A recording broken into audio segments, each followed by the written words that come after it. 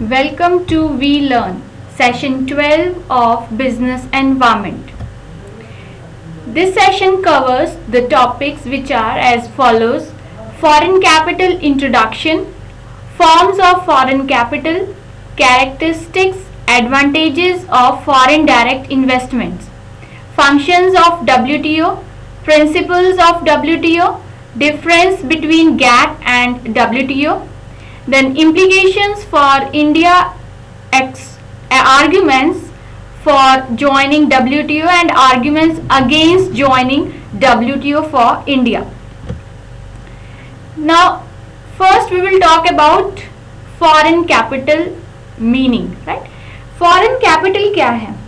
Foreign capital, it's a comprehensive term that includes any inflow of capital in home country from abroad. दूसरी country से जब अपनी ही country में investment होता है, that is what foreign capital. जब दूसरी कंट्री मतलब अपनी कंट्री के फॉरेन नेशनल्स जो हैं वो हमारी कंट्री में इन्वेस्टमेंट करते हैं. सो दैट मीन्स कि वो इन्वेस्टमेंट करेंगे तो अपनी फॉरेन कैपिटल हमारी कंट्री में लेकर के आएंगे and that is called foreign capital. तो फॉरेन कैपिटल जो है it may be in the form of foreign aid और loans as well as in the form of grants from host country और an institution at an government level as well as foreign investment and commercial borrowings. So foreign capital may flow in any country.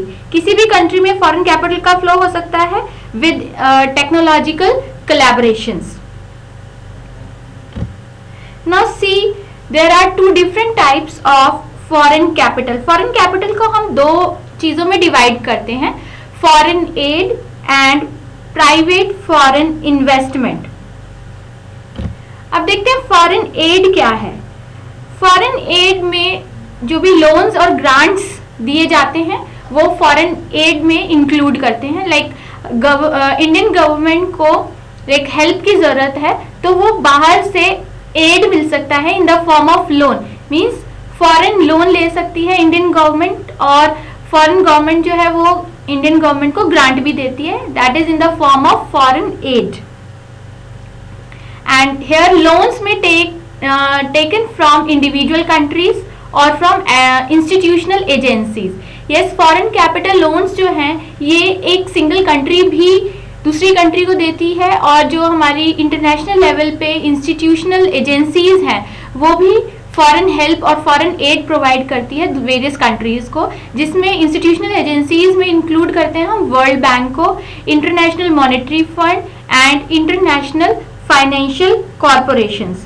तो ये जो countries और various जो institutional agencies हैं ये provide करती हैं loan and grants to various countries. Here loan जो है एक हैवी बर्डन क्रिएट करता है बोरोअर कंट्री के ऊपर because they have to repay along with interest. So this is what called as surviving of loans. तो लोन्स के ऊपर जो है गवर्नमेंट वो रिस्ट्रिक्शन रखती है, उसके लिए रिस्ट्रिक्ट करती है कोटा कि इतना ही ग्रांट किया जाएगा लोन एक कंट्री को.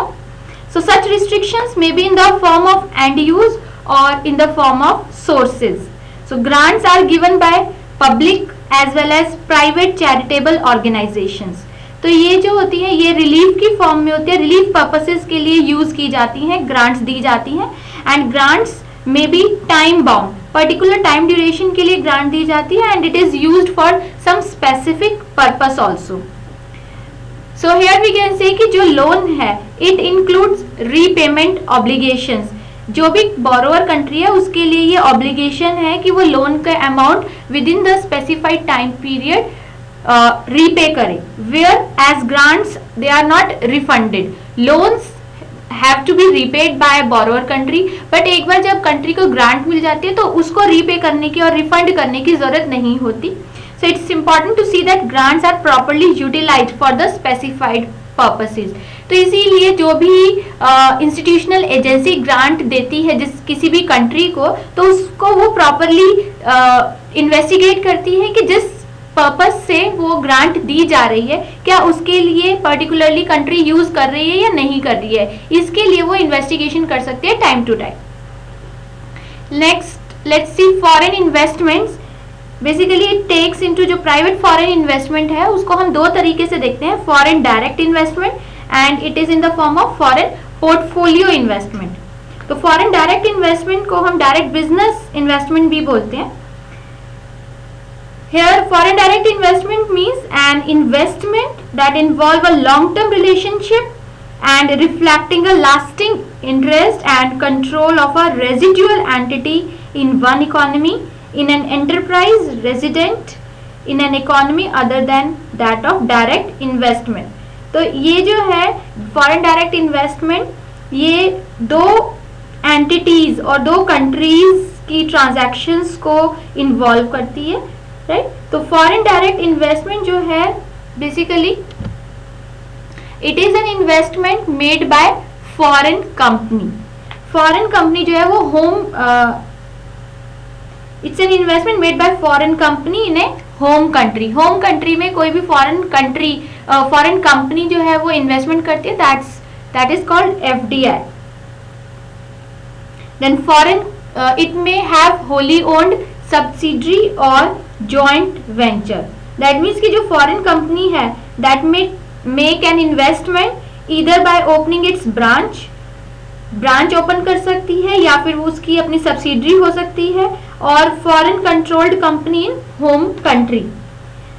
सो it may have, we can say कि ये होली ओन्ड सब्सिडरी भी हो सकती है या फिर जॉइंट वेंचर भी एक्वायर कर सकती है। Then is profit is the prime motive of this investment.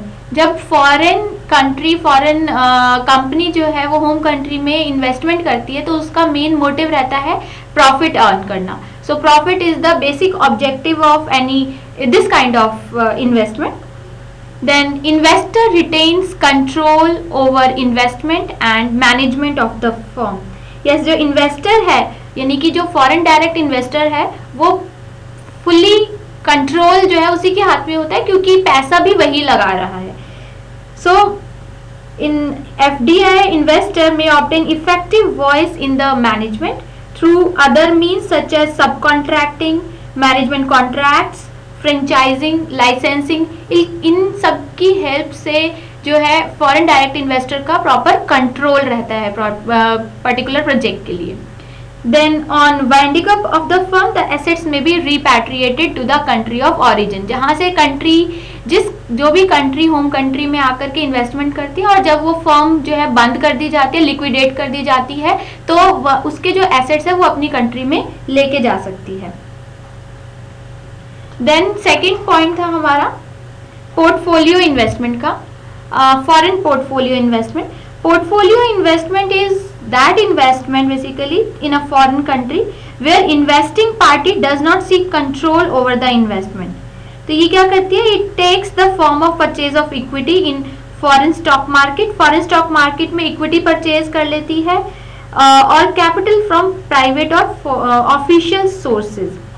तो बेसिकली जो पोर्टफोलियो इन्वेस्टमेंट है, here the investor बेसिकली उसका प्रॉपर्टी इंटरेस्ट रहता है, it's a kind of property interest. And equity include shares as well as creditors capital, that is कि वो shares भी issue कर सकती है और डिबेंचर्स भी इशू करती है।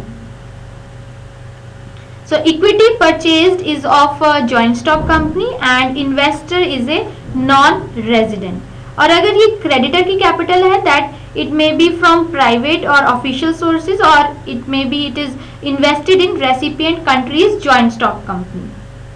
तो यहाँ पर हम दो कैरेक्टरिस्टिक्स आइडेंटिफाई करते हैं पोर्टफोलियो इन्वेस्टमेंट की, that portfolio investment can be liquidated fairly easily, and second characteristic is portfolio investments are influenced by short term gains and these are more sensitive than FDI, right? So these are the investment. Now see advantages of foreign direct investment, right? So first advantage is that it is a capital supplier। अब देखिए foreign direct investor जो है वो home country में आकर के यहाँ पर वो अपनी इन्वेस्टमेंट कर रहा है, कैपिटल रिसोर्सेज ला रहा है, टेक्नोलॉजी लेकर के आ रहा है, that's why we can say that it's a capital supplier. So foreign capital not only provide an addition to domestic savings and resources, but it also adds to productive assets of the country. तो country को जो है foreign exchange मिलता है through FDI and this helps the home country to increase the investment level as well as ये income और employment opportunities भी recipient country को प्रोवाइड करता है. Second is FDI as a remover of balance of payment constraint. Yes, जो home country में balance of payment का burden होता है उस चीज़ को भी FDI रिमूव करता है, क्योंकि यहाँ से FDI से क्या है कि होम कंट्री को इनकम जनरेट होती है और that income will be utilised by home country for reducing their balance of payment burden. Second is it act as a vehicle of technology transfer. Normally जो foreign direct investors जो होते हैं वो developing countries में investment करते हैं और developing countries जो है वो इतनी ज़्यादा टैक्स से भी नहीं होती. तो इस वजह से क्या है कि वो जो फॉरेन इन्वेस्टर है वो अपनी एडवांस टेक्नोलॉजी डेवलपिंग नेशंस में ट्रांसफ़र करते हैं. तो इससे जो बेनिफिट है वो होम कंट्री को भी बेनिफिट अराइज मतलब मिलता है, क्योंकि वो ऑलरेडी उनके पास इतनी अच्छी टेक्नोलॉजीज नहीं होती जिससे कि वो अपने प्रोडक्शन लेवल को इंक्रीज कर सके. Next is FDI as promoter of exports of host developing country. Yes, जो फॉरेन डायरेक्ट इन्वेस्टर्स जो होते हैं वो होस्ट डेवलपिंग नेशंस के क्या करते हैं, एक्सपोर्ट्स प्रमोट करते हैं, क्योंकि वो अपनी टेक्नोलॉजी वहाँ पर इम्प्लीमेंट करके उनके प्रोडक्शन लेवल को इतना इंक्रीज कर देते हैं. Then the host developing nations they are able to export their goods and services to other countries. So that's why जो foreign direct investors हैं वो exports को भी promote करते हैं जो कि host developing nations के exports हैं. Next, it act as a provider of increased employment. तो foreign direct investment जो है it results in employment opportunities because they set up their plant in host developing nations and they utilize their resources like natural resources, exploit natural resources as well as human resources. तो यहाँ पर उन्हें cheap labor मिल जाती है and that labor get employment in these projects and it increases the employment opportunities in host developing nations. अब increase employment opportunities जो है वो इंक्रीज होगी तो उनके वेजेस भी काफ़ी इंक्रीज होते हैं. दैट मीन्स जो फॉरेन इन्वेस्टर्स जो होते हैं वो हाई वेजेस उनको ऑफर करते हैं वहाँ के ह्यूमन रिसोर्सेज को. So FDI results in higher wages also. Now let's see what is WTO. WTO is basically World Trade Organization and ये जो ऑर्गेनाइजेशन है ये ग्लोबली रिकग्नाइज्ड ऑर्गेनाइजेशन है जो कि ट्रेड दो कंट्रीज के बीच में जो ट्रेड है उनको उनके साथ ये डील करती है. So WTO is the only globally recognized trade organization that deals with the rules of trade between nations. दो कंट्रीज के बीच में जो ट्रेडिंग रिलेशंस हैं उसके रिगार्डिंग जो रूल्स बनाती है वो WTO ही रूल्स एडमिनिस्टर करती है. And it comes into existence on January 1, 1995 as an effective formal organisation. 1995 में इसने GATT को रिप्लेस किया था, that was general agreements on tariff and trade. और उसके बाद ये 1995 में इसको एक फॉर्मल ऑर्गेनाइजेशन की तरह इस्टेब्लिश किया गया. Now see the function of WTO. What are its functions? First is it settles the trade related disputes when there exist trade between the nations. तो उनके बीच में किसी भी प्रोविजन को लेकर के या किसी भी बात को लेकर के डिस्प्यूट अराइज होते हैं डिस्प्यूट्स की सेटलमेंट जो है वो WTO को ही रेफर की जाती है, क्योंकि रूल्स रेगुलेशंस जो है वो इंटरनेशनल ट्रेड के WTO ही फ्रेम आउट करता है, तो इसीलिए डिस्प्यूट्स की सेटलमेंट भी WTO करता है. Then it also cooperate with other international institution, right. तो WTO क्या है कि ये अदर इंस्टीट्यूशन जैसे international monetary fund, IBRD, WB that is world bank, and associates to establish coherence in trade policy making. तो इन इंस्टीट्यूशंस की help से इनको जो है वो हेल्प करता है ये ट्रेडिंग पॉलिसी बनाने में. Then it oversees the national trade policies of member government, right. तो ये नेशनल ट्रेड पॉलिसीज भी यही फ्रेम आउट करता है, जो भी इसके मेंबर नेशंस होते हैं उनकी सबकी पॉलिसीज यही फ्रेम आउट करता है. As well as it act as the management consultant for world trade. World trade regarding जितनी भी एक्टिविटीज़ है वो WTO करता है, और ये एक कंसल्टेंट का काम करता है कि किस तरीके से काम किया जाएगा. Also it implements WTO agreements and administers international trade, right. तो WTO ही है जो एग्रीमेंट बनाता है, ये जो भी नेशंस हैं जो वर्ल्ड ये इंटरनेशनल ट्रेड में इन्वॉल्व होते हैं, they have to sign WTO agreement and then they will administer this WTO administer the international trade also. So thank you. Rest part we will cover in the next part 2. Thank you.